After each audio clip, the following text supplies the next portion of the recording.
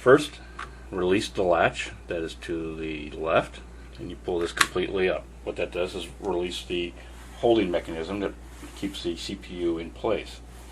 Next, we want to raise this up very easily, because underneath here what we have are pins. These pins are sticking up. These pins used to be located on the CPU themselves, but now they've inverted this and they are actually on the motherboard. So please keep your fingers away from this and be very, very careful. If you bend one of those, you may be very, very, very, very lucky to straighten it back out, but there are chances that you're not, because there are contact points on the bottom of the CPU that these do need to touch.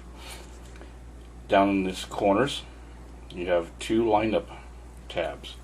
These lineup tabs make sure that you put the CPU in the correct position. There's only one way to put the CPU in.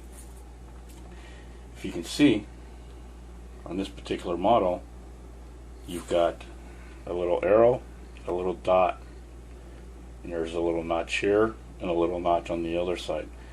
That's telling you this is the side that needs to line up with the dots or the notches on the mechanism.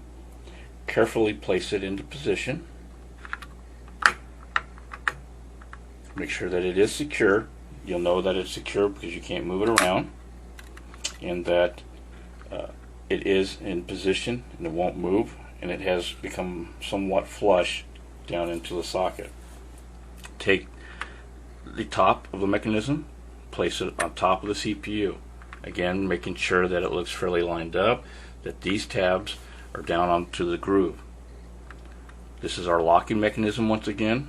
Push it back. You are going to feel some resistance because it is pushing down on the CPU with the mechanism, and it's going to give it, make sure it seats really nice and tight. So there is going to be a little bit of force. So don't be too scared of that. You're going to push down on it, and then this is going to lock underneath this mechanism here, this latch. And there you go. You have installed your CPU.